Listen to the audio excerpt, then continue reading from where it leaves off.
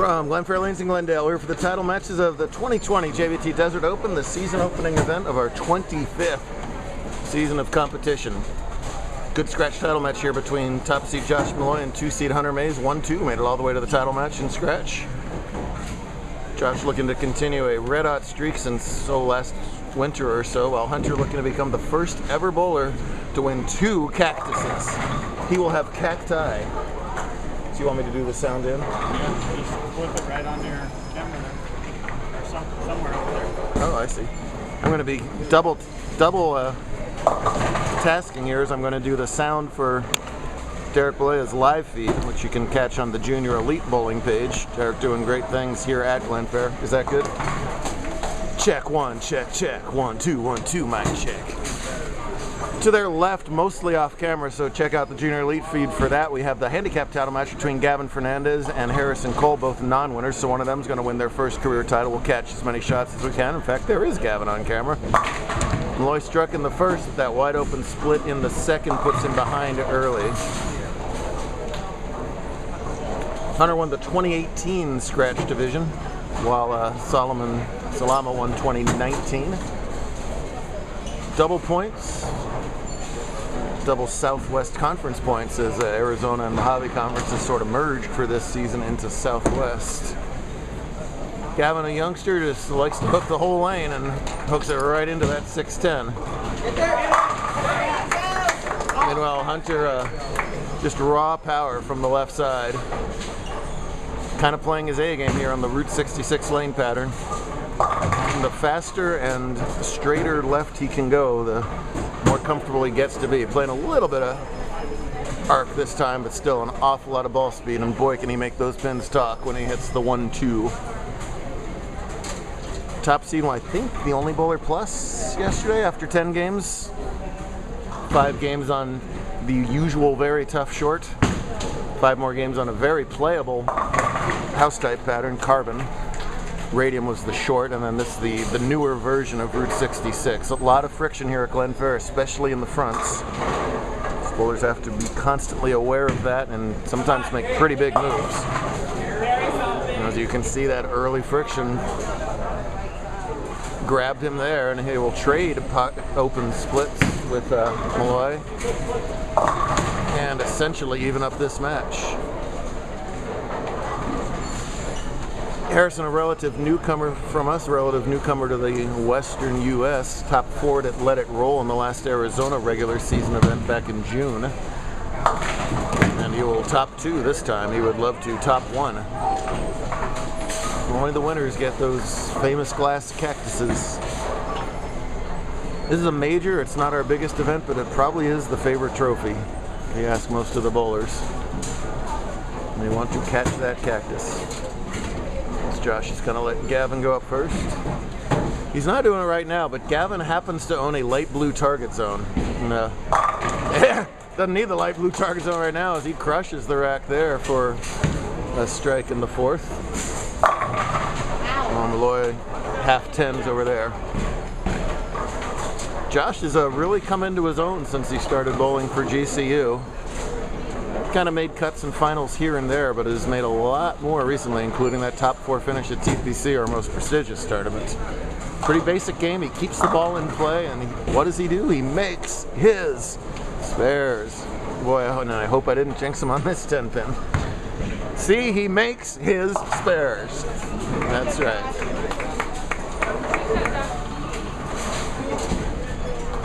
We travel back in time to last season next week. We're going to finally do the Northwest Invitational in Oregon next week. SoCal still has last season's Invitational to go, and they don't do that until September 19th. So at some point, season 24 will end, even though we've already gotten 25 cranking here.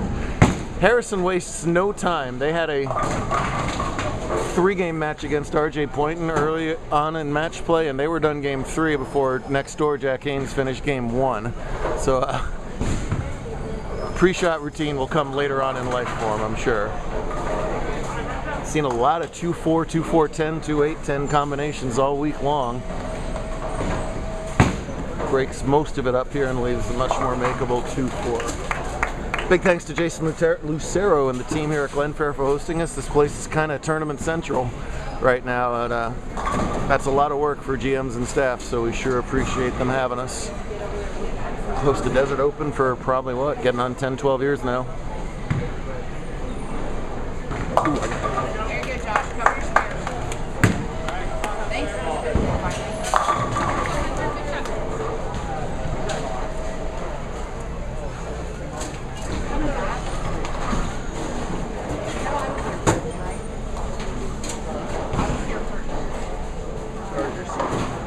You got a camera.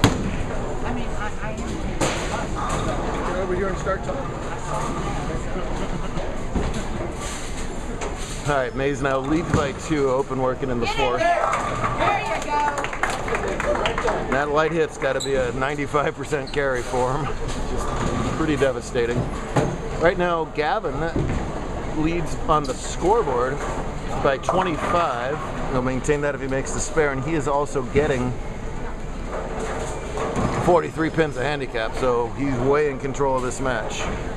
Desert Open, a unique tournament because this was not a JBT tournament at the start. This was run by Arizona AJBC, then Arizona YABA, and USBC before they kind of handed it off to us. So Tracy Lee is Peyton Lee's mom, current JBT bowler, and back in their Desert Open days, she was called Tracy Schmidt, and she brought an article from the Desert Bowler from 1990 that I'm going to show you in just a second, after Mays attempts to take the lead here in the 5th.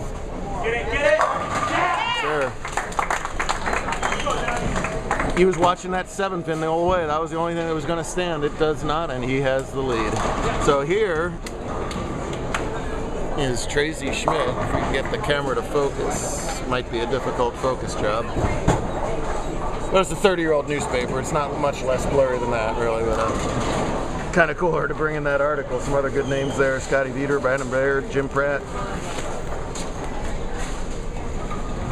All of them. Malloy looking to answer. He's only on spare. He does answer.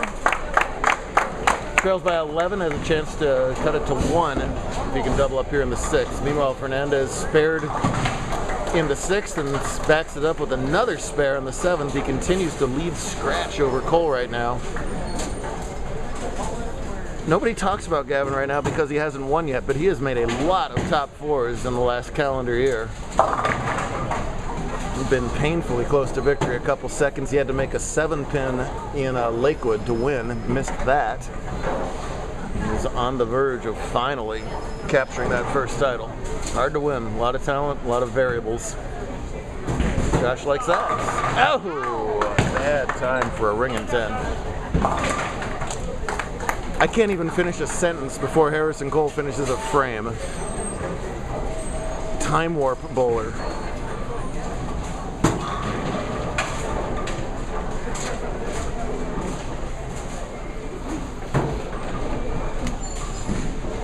Josh is going to grind out frames here and maybe look for Hunter to make another goof. You're good, Josh. As Cole gets the light hit to tickle that time. Still time in the match. Handicap matches can flip-flop very quickly.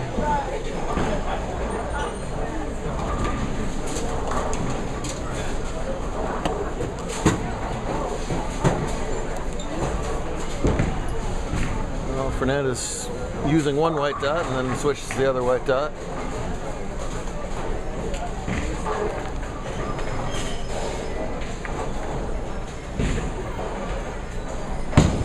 Get in it. There you go. Shrapnel at the end of the lane for Hunter as he makes it 3 in a row and extends the lead. Fernandez makes it 3 spares in a row. When you're getting 40 pins every time you mark, you make life miserable on your opponent because they got to double to catch up or wait for you to open, and that's slim pickings right now. He shot a 200-game scratch earlier in match play. That was only his 4th career 200, he says. Picking a good time to take it to another level here. Yeah, gets the Brooklyn to go.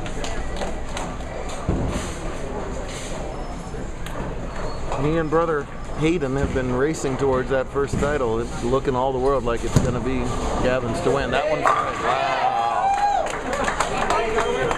Hunter's body language tells the story that was a good 4 boards to the right, and all of a sudden he got giganto hold out of nowhere. He was thrilled, and so was Harrison as that headpin falls. Nothing like history.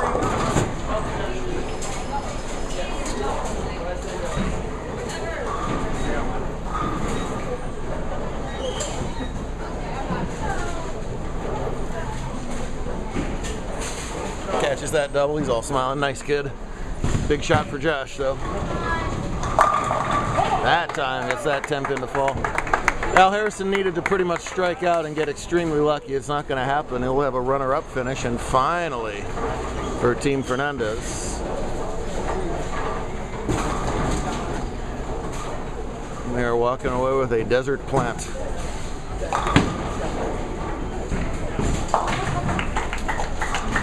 Two Ebonite bowling balls were given out this weekend. Thanks as always to Ebonite for continuing to be our title sponsor. All of our other great sponsors, Brightview, Party Girl, Mark Baker Bowling, NWL, and of course Logo. Uh-oh, and big trouble for Malloy now. Both lefty and righty, it doesn't seem to matter. If you get a little left, even on this high, or little tug, even on this high volume paddle, you're gonna hit that friction that Glenfair is known for. And neither bowler able to break up the nose split when that's happened. Big trouble for Josh now here in the 8th. Gavin's gonna gutter his way to victory over there.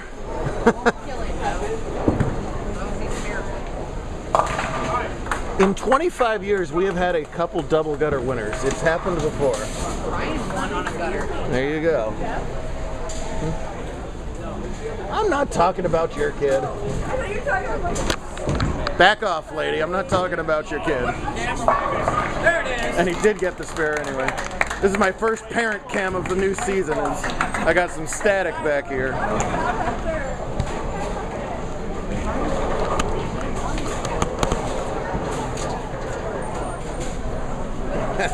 Don't you talk about my boy. Oh. Her boy rings a 7 on that. Still going at a 210 pace. The best Malloy can do is 194. As I said, Fernandez made that spare, and he'll finish out with 79 stretch, plenty. And yes, finally, he says, that is a good moment.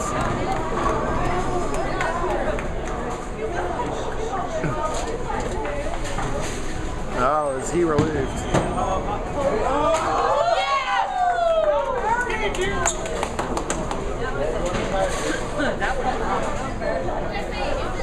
That's a happy camper over there. I was waiting for him to burst into the crowd or the crowd to burst into him, but neither one happened.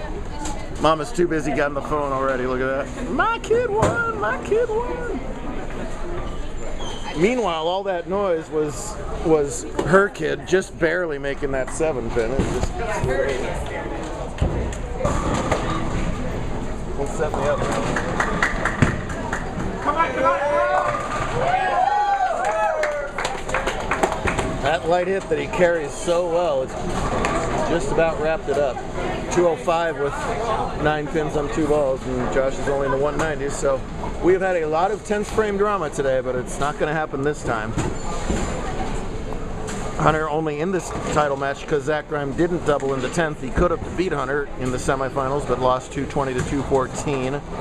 While Malloy could have lost to a Skylar McGowan strike in the 10th, and that didn't happen, and Malloy won 221 to 218. Skylar came out of the Desperado squad. Another Desperado bowler, Rylan Pimentel, finished 4th in the handicap. Caitlin Hammer was 3rd, winning the Battle of the Hammers, the tool shed match, over her sister earlier on.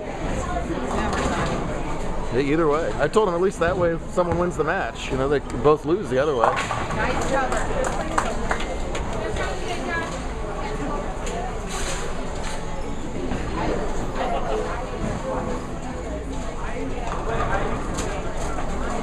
Well, a historic anniversary season. We'll start off with a little history. This is the 2nd cactus for Hunter.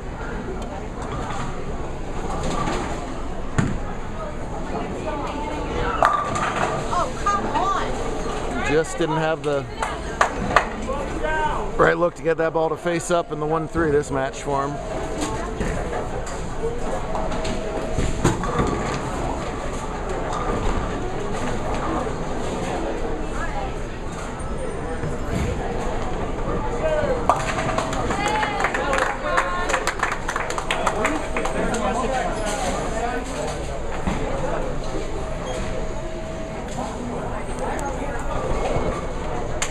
There's our fancy new banner in the background. Thank you logo for that. Looks snazzy. Silver for the silver anniversary. And there is the, no, that's Mrs. Hammer. Where's the cactus? There is the cactus that they were all chasing there, as well as past cactus winners and everything. Very good. Nice out, Josh. What is a victory lap on 5 cameras for Hunter Mays. Derek's rocking 4 of them right here. I got this measly old Kodak while we're wow. Good time for a ring and 7. Double points gets them off to a big early season points lead. Same for U17 champ Cesar Padilla and girls scratch champ Madison Holman, picking up right where she left off last season with another girls scratch win.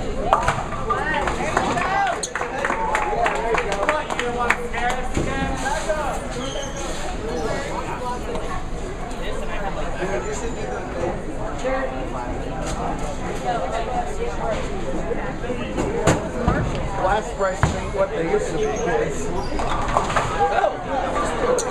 got 6. Alright, JBT boys and parents, that wraps up a great weekend of competition here. Thanks again to Jason and the whole team at Glen Fair for hosting us.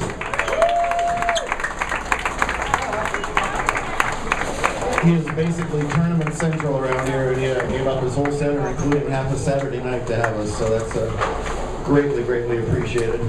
In the handicap division, your runner-up is his career-high JBT finish, Harrison Cole.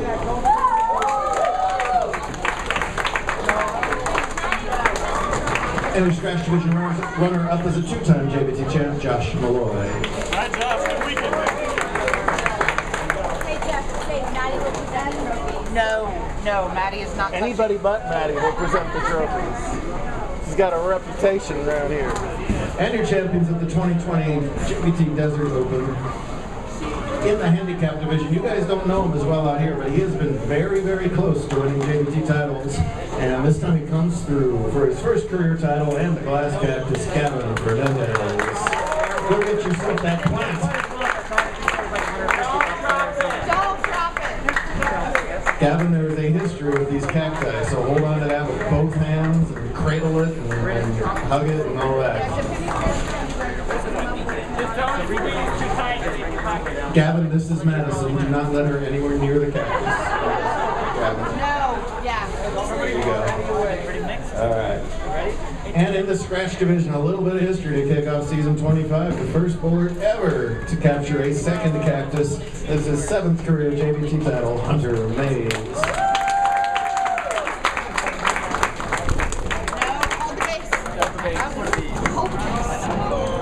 Thanks for sticking around and cheering them on. Be sure to check out our website, YouTube, and Facebook for all the results. Finalists, I'll meet you over by the banner for some additional pictures. Travel safe wherever you are headed. Stay healthy. We will see some of you in Flagstaff September 12th and 13th. The week after is SoCal Invitational. We'll see a lot of you out there. And El Paso, September 26th, 27th. Check the website and Facebook for all these schedule and information updates. See you soon. May we meet again.